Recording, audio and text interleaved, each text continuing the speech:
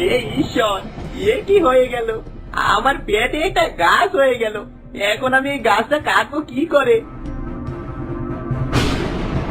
আগেই বলেছিলাম এভাবে মানুষকে ঠকিও না।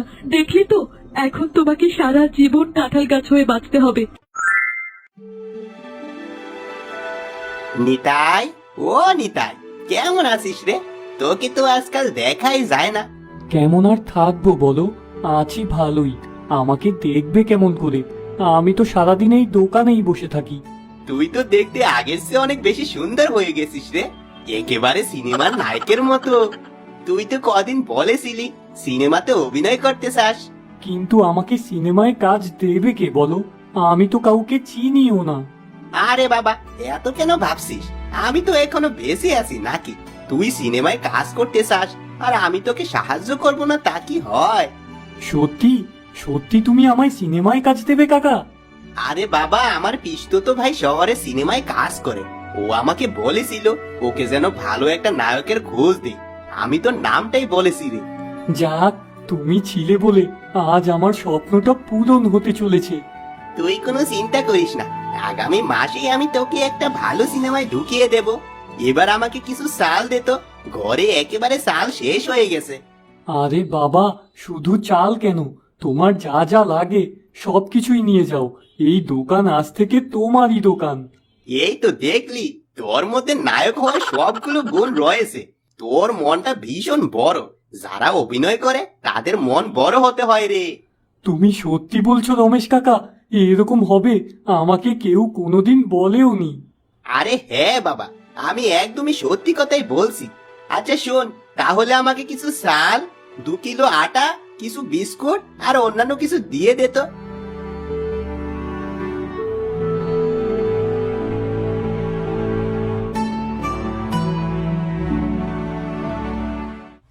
আরে বাহ, আজকে বড় একটা ব্যবসা করলাম। মানুষকে ঠকানোর মজাই আলাদা। নিতাইকে কেমন বোকা বানিয়ে কতগুলো জিনিস নিয়ে বাড়ি চললাম। সুধা, ও সুধা, কোথায় গেলে? দেখো, আজ বাজার থেকে কত কিছু এনেছি। কি ব্যাপার? কি বাড়িতে ঢুকে এভাবে চিৎকার করছো কেন? আর এতগুলো বাজার তুমি কি করে করলে? তোমার পকেটে তো কানাও ছিল না। এই তো, পুরো কথা না শুনে আগে রেগে গেলে। আরে বাবা, নিতাই আছে না, ওই যে দেখতে শুনতে একটু ভালো, দোকানে কাজ করে। ওকে ঠকিয়ে আজকে এতগুলো জিনিস নিয়ে এসেছি। বলেছি ওকে সিনেমার নায়ক বানাবো। তুমি আবার মানুষকে ঠকানো শুরু করেছো। তোমাকে কতবার বলেছি এরকম কাজ করো না, সৃষ্টিকর্তা তোমার উপর রাগ হবেন। আরে বাবা, দুনিয়াটা এমনই, কেউ কাউকে ঠকিয়েই যাচ্ছে। যদি আমি কাউকে নাই ঠকাই, দেবে কাল অন্য কেউ আমাকে ঠকিয়ে গেছে। কে কি করেছে আমি জানি না, কিন্তু মানুষকে ঠকালে এর পরিণাম কোনো দিন ভালো হবে না, শুধু এই কথাটা মনে রেখো। দয়া করে এবার জ্ঞান দাও বন্ধ করো তো। আর যাও, আমার জন্য কিছু খাবার দাবারের ব্যবস্থা করো। অনেকক্ষণ হয়ে গেল কিছু খাইনি। কি রে নিতাই, ব্যাপার কানা কি? দোকান তো খালি করে ফেলেছিস। এতগুলো জিনিস একেবারে কার কাছে বিক্রি করলি তুই? আগে শোনো বাবা, আমার ভাগ্য খুলে গেছে। আমি সিনেমার নায়ক হতে চলেছি। তোকে কি প্রশ্ন করছি আর তুই কি উত্তর দিচ্ছিস? আমি বললাম আমার দোকানের জিনিসপত্র কোথায়, আর তুই কিনা বলছিস সিনেমার নায়ক হতে চলছিস। হ্যাঁ গো হ্যাঁ, পুরো ঘটনা তো আগে বলতে দাও। আজকে আমি দোকানে বসেছিলাম, তখন দোকানে রমেশ কাকা এলো। ওর এক পিস্তুত দাদা, সে নাকি সিনেমায় কাজ করে। আমাকে ও আগামী মাসে সিনেমায় কাজ করার সুযোগ দেবে। ও আচ্ছা, রমেশ এসেছিল। ও তো একটা প্রতারক। তুই তো ওকে চিনিস না, ও মানুষকে ঠকিয়ে চলে। এই তো, তুমি না বুঝে আবারও কথা বলা শুরু করলে। আগে পুরোটা শোনো। তারপর আমি রমেশ কাকাকে দোকানের অনেক কিছু দিয়ে দিয়েছি, যেন ও আমাকে সিনেমার কাজটা পাইয়ে দেয়। হায় হায় হায়, এ কি হয়ে গেল গো? আমার বোকা ছেলেটাকে ঠকিয়ে কত কিছু নিয়ে গেছে গো। কত কষ্ট করে দোকানে মাল তুলেছি, আমাকে সর্বশান্ত করে দিল গো। আরে বাবা, তুমি শুধু শুধু কান্নাকাটি করছো। রমেশ কাকা অমন মানুষই না, সে তো আমাকে সব সত্যি কথাই বলেছে। শয়তান ছেলে, তুই জানিস না তুই আমার কত বড় ক্ষতি করেছিস। না না, আর বসে থাকলে হবে না, এখনই মোড়লের কাছে যাই, গিয়ে সব খুলে বলি।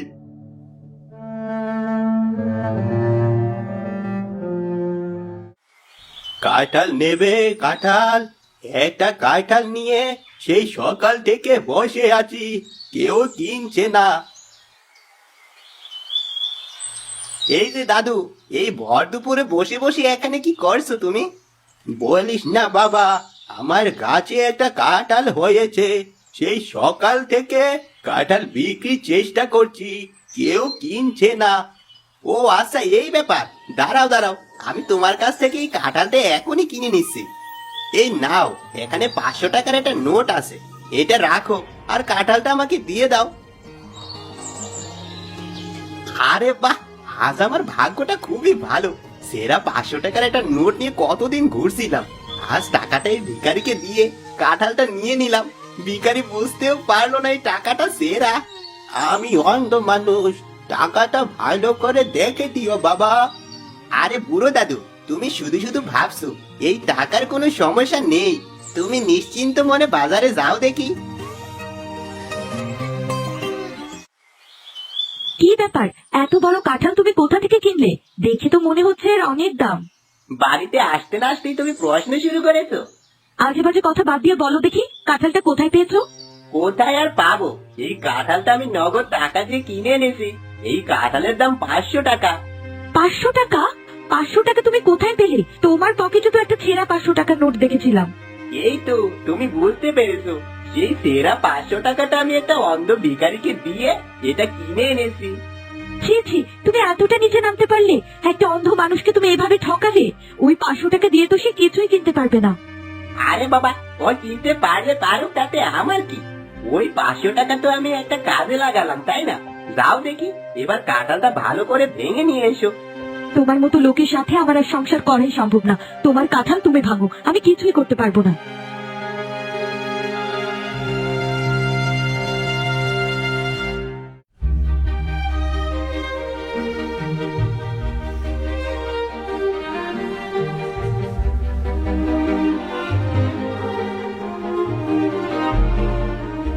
সুধা, ও সুধা, কোথায় গেলে? এদিকে এসো একবার, আমার সর্বনাশ হয়ে গেছে গো।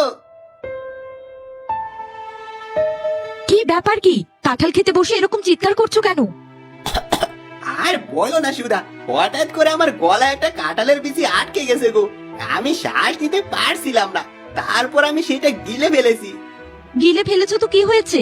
কাঁঠালের বিচি গিলে ফেললে কিছুই হবে না। এবার চিৎকার করা বন্ধ করো।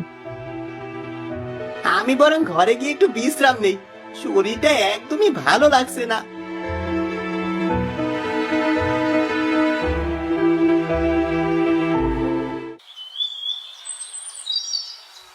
মুরল মশাই, ও মুরল মশাই, আর কতদিন এভাবে চুপ করে থাকবেন বলুন?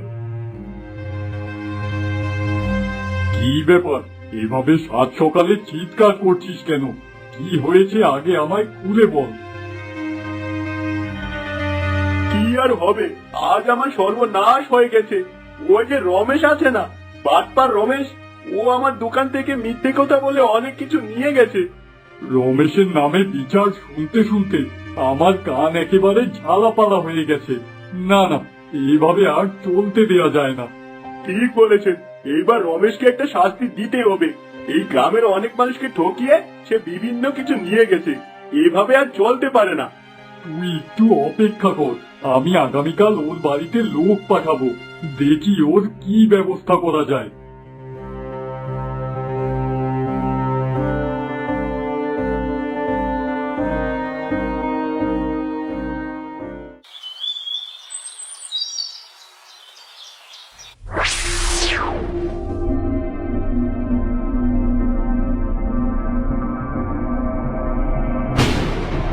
হে ঈশ্বর, এ কি হয়ে গেল? আমার পেটে একটা গাছ হয়ে গেল। এখন আমি এই গাছটা কাটবো কি করে? আগেই বলেছিলাম এভাবে মানুষকে ঠকিও না। দেখলি তো, এখন তোমাকে সারা জীবন কাঁঠাল গাছ হয়ে বাঁচতে হবে। এই কাঁঠাল গাছ কেটে ফেললে তুমি মরে যাবে। না না, এই গাছ আমি কাটবো না। হে প্রভু, আমাকে তুমি সাহায্য করো, আমি আর কোনোদিন কাউকে এভাবে ঠকাবো না।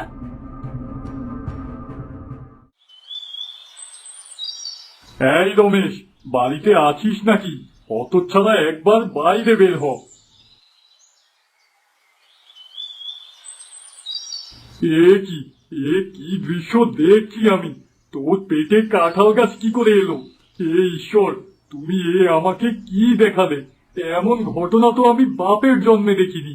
সবকিছু হয়েছে আমার পাপের জন্য গো। আমি সেদিন একটা ভিখারিকে ঠকিয়ে 500 টাকার একটা সেরা নোট দিয়েছিলাম, আর তাই তো তার বিক্রি করা কাঁঠাল খেয়ে আজ আমার এই অবস্থা। কোথায় আছে না, বাপ বাপকেও ছাড়ে না। আর তাই তো আজ তোর পাপের শাস্তি তুই পেয়ে গেছিস। এখন আমি কি করবো মোড়ল মশাই? এই কাঁঠাল গাছ কি আমি কেটে ফেলবো? আমি তোকে একটা সাধুর কাছে নিয়ে যাচ্ছি, সেই সাধু নিশ্চয়ই তোকে একটা সমাধান দেবে।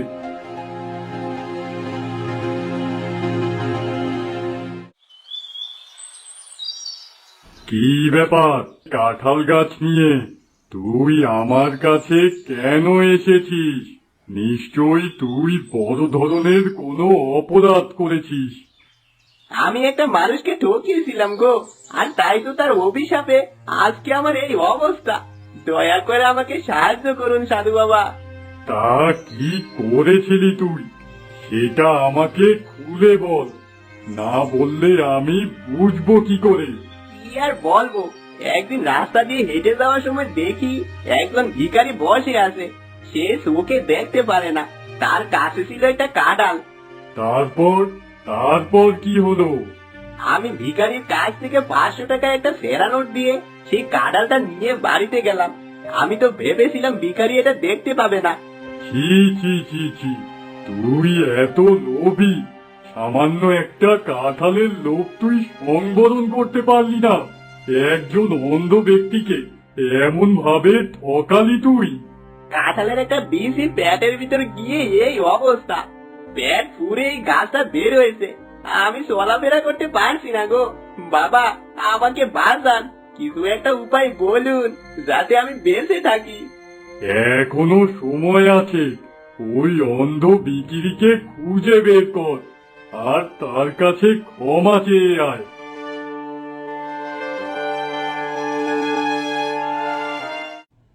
এই ঈশ্বর, আমার তুমি কি সর্বনাশ করলে?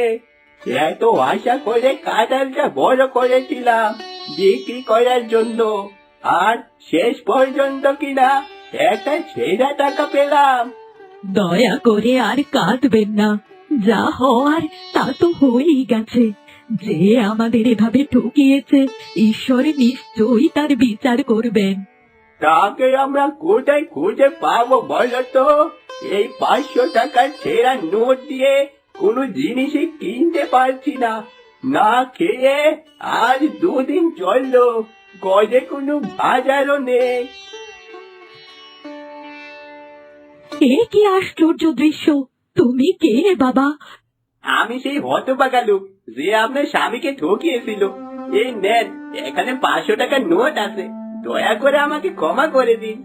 তোমার কোনো দোষ নেই বাবা, তুমি যে তোমার ভুল বুঝতে পেরেছো, এতেই আমরা অনেক খুশি।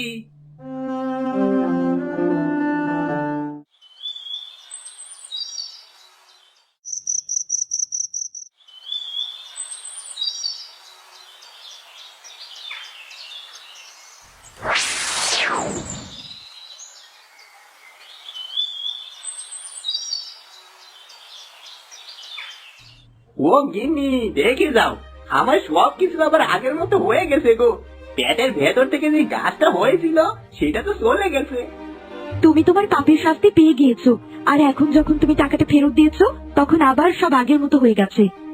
আমি আর কোনোদিন কাউকে ঠকাবো না গো। এখন থেকে সব সময় মানুষের উপকারই করব।